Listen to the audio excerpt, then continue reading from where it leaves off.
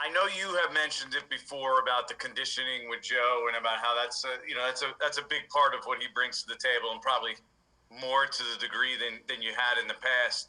How much do guys kind of whine and complain about it, for lack of better terms, or is it just something that you kind of accept, even though it's kind of rare at this level?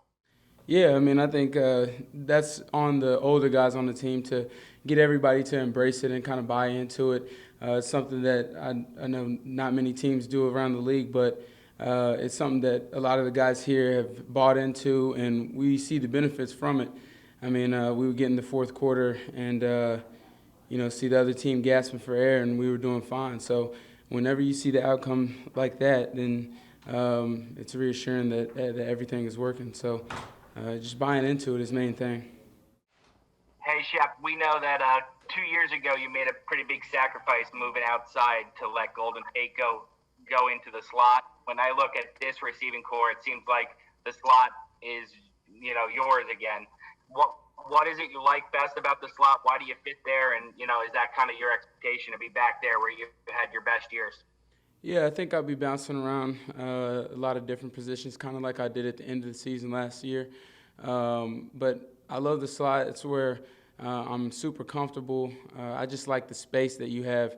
I'm able to go all the way across the field, come back out, do the short intermediate routes, which I enjoy running.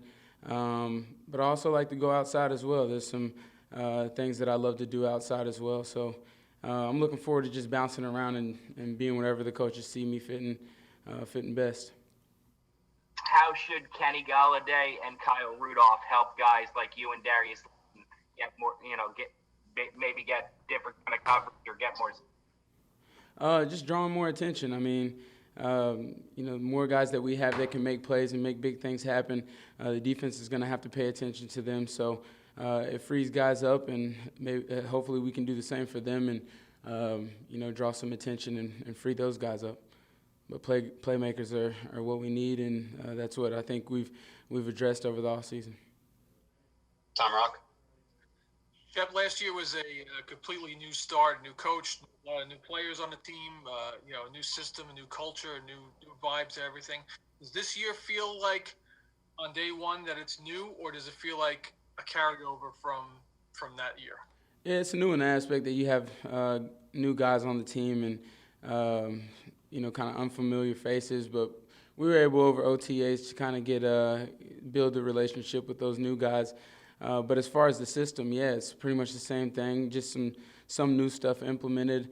But it always feels good going into the second year of a system, just because you have a baseline and kind of know what to expect out of the system. Do you have to sort of let the new guys know what's expected of you that you learned from last year in terms of Joe Judge's expectations and the culture and things like that? Yeah, that's one of the big things that we talked about over OTAs was just getting those guys acclimated and showing them what our team was all about and kind of some of the standards and that we work by. And then real quick, if I could, what'd you think of your Marvel Comics likeness? Oh, it was dope. They sent me a photo of it about a couple weeks back, and it was pretty cool. Last one for Jordan. Hey, Shep. In regards to the COVID and the vaccinations, when you look around, I mean, you've been around today. How inhibitive is it for guys if they're unvaccinated? I mean, when you look around and do you think by seeing that and seeing what they have to kind of go through compared to people who are vaccinated, do you envision that making those guys that are unvaccinated at that point then going and getting it?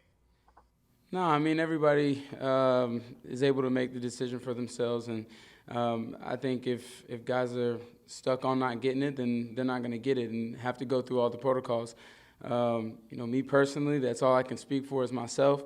I got vaccinated just for my reasons, for my family, and other reasons, and that's all I can go off of is why I got vaccinated, and I want to be here for my teammates. Not to say that they're not, but I have my reasons, and they may have their reasons for not being vaccinated. So that's all I can do is speak for myself on that. Is it strange though that some guys are basically have to wear masks around the building and other guys don't have to?